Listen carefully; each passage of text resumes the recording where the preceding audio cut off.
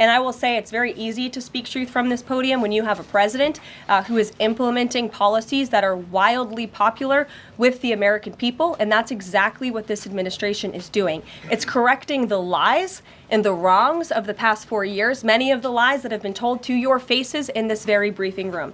I will not do that.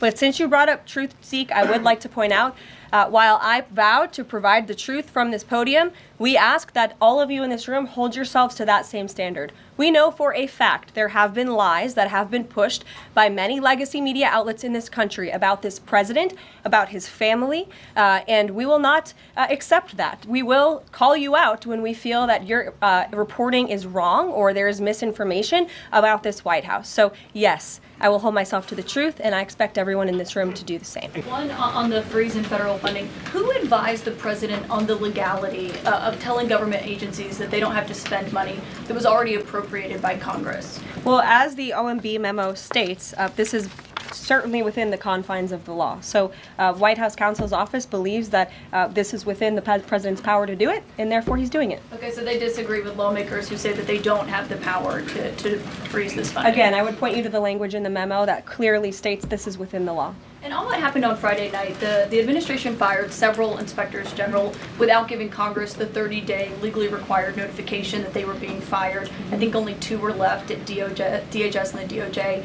And then yesterday we saw several prosecutors, I believe 12, fired from the Justice Department who worked on the investigations into the president. As you know, they are career prosecutors, therefore they are afforded civil service protections. How is the administration deciding which laws to follow and which ones to ignore? So it is the belief of this White House and the White House counsel's office that the president was within his executive authority to do that. He is the executive of the executive branch, and therefore he has the power to fire anyone within the executive branch that he wishes to. There's also a case that went before the Supreme Court in 2020, Scala Law LLC versus the Customs, Bureau Protection. I would advise you to look at that case, and that's the legality that this White House was resting on. So you're confident that if they bring lawsuits against you, those prosecutors who were fired, that they will succeed? We will win in court, and yes. Did he personally direct this, given they worked on the classified documents investigation and the election interference investigation? This was a memo that went out by the Presidential Personnel Office, and the president is the leader of this White House, so yes. Yes, Caroline. When you're up here in this briefing room speaking to the American public, do you view yourself and your role as speaking on, advocating on behalf of the president or providing the unvarnished truth that is, not to lie, not to obfuscate to the American people? I commit to telling the truth from this podium every single day. I commit to speaking on behalf of the President of the United States. That is my job. And I will say it's very easy to speak truth from this podium when you have a president who is implementing policies that are wildly popular with the American people, and that's exactly what this administration is doing. It's correcting the lies and the wrongs of the past 4 years, many of the lies that have been told to your faces in this very briefing room. I will not do that.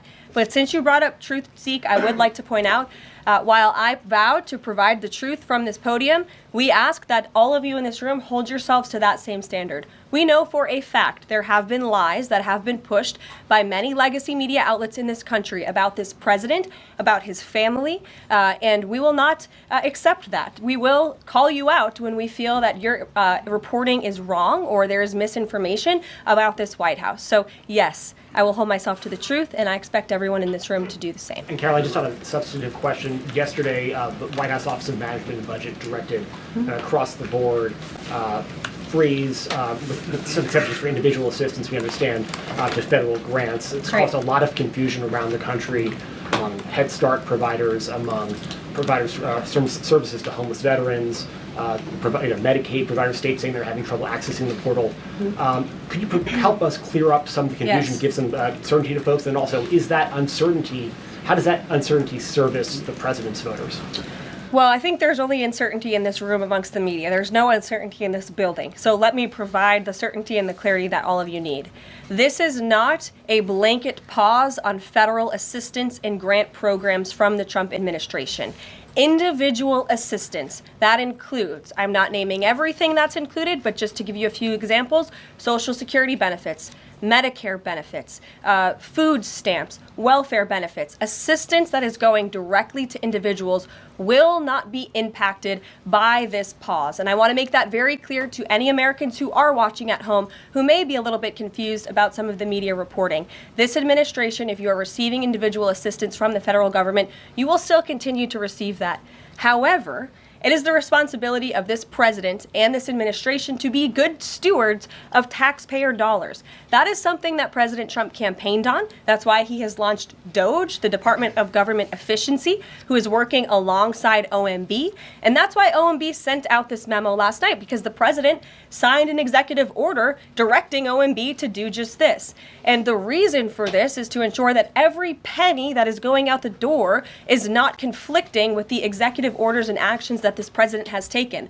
So what does this pause mean? It means no more funding for illegal DEI programs. It means no more funding for the Green New scam that has cost American taxpayers tens of billions of dollars. It means no more funding for transgenderism and wokeness across our federal bureaucracy and agencies. No more funding for Green New Deal social engineering policies. Again, people who are receiving individual assistance, you will continue to receive that. And President Trump is looking out for you by issuing this pause because he is being good steward of your taxpayer dollars. Thanks, Caroline. Sure. How long is this pause going to last, and how is the Trump administration recommending that organizations that rely on federal funding make payroll, pay their rent in the meantime? It is a temporary pause, and the Office of Management and Budget is reviewing the federal funding that has been going out the door. Again, not for individual assistance, but for all of these other programs that I mentioned. I also spoke with the incoming director of OMB this morning, and he told me to tell all of you that the line to his office is open for other federal government agencies across the board, and if they feel that programs are necessary and in line with the president's agenda, then the Office of Management and Budget will review those policies. I think this is a very responsible measure. Again, the past 4 years, we've seen the Biden administration spend money like drunken sailors. It's a big reason we've had an inflation crisis in this country, and it's incumbent upon this administration to make sure, again, that every penny is being accounted for honestly. Why impose this pause with so little notice? Why not give organizations more time to plan for the fact that they are about to lose, in some cases, really crucial federal funding, at least for a period of time? There was notice. It was the executive order that the president signed. There's also a freeze on hiring, as you know, a regulatory freeze, and there's also a freeze on foreign aid. And this is, again, incredibly important to ensure that this administration is taking into consideration how hard the American people are working. And their tax dollars actually matter to this administration. You know, just during this pause, DOGE and OMB have actually found that there was $37 million that was about to go out the door to the World Health Organization, which is an organization, as you all know, that President Trump, with the swipe of his pen in that executive order, is no longer wants the United States to be a part of. So that wouldn't be in line with the president's agenda. DOGE and OMB also found that there was about to be 50 million taxpayer dollars that went out the door to fund condoms in Gaza. That is a preposterous waste of taxpayer money. So that's what this pause is focused on, being good stewards of tax dollars. And so this doesn't Jennifer. affect Meals on Wheels or Head Start or disaster aid? Again, it does not affect individual assistance that's going to Americans. To follow up on Nancy, do you think there will be a list of who is affected and how much money is affected? How will these contractors and organizations know if they are actually having their funding frozen? And then secondly, if you're willing, can you just clarify, is the end goal of this to essentially challenge Congress or to prove that the president can withhold federal funding? In other words, is this an attempt to pick a fight to prove that he can do this? No, absolutely not. As it says right here in the memo, which I have, and I'd encourage all of you to read it, it says the American people elected President Trump to be the president of the United States and gave him a mandate to increase the impact of every federal dollar. This memo requires federal agencies to identify and review all federal financial assistance programs and supporting activities consistent with the president's policies and requirements. The American people gave President Trump an overwhelming mandate on November 5th, and he's just trying to ensure that the tax money going out the door in this very bankrupt city actually aligns with the will and the priorities of the American people. Brian Glenn. Yes. Welcome. You're looking great. You're doing a great job. Thank you talked you. about transparency And some of us in this room know how just transparent President Trump has been the last 5 or 6 years. I think you'll do the same. My question is, do you think this latest incident with the president of Colombia is indicative of the global, powerful respect they have for President Trump moving forward, not only to engage in economic diplomacy with these countries, but also world peace? Absolutely. I'll echo the answer that the president gave on Air Force One last night when he was asked a very similar question by one of your colleagues in the media. This signifies peace through strength is back.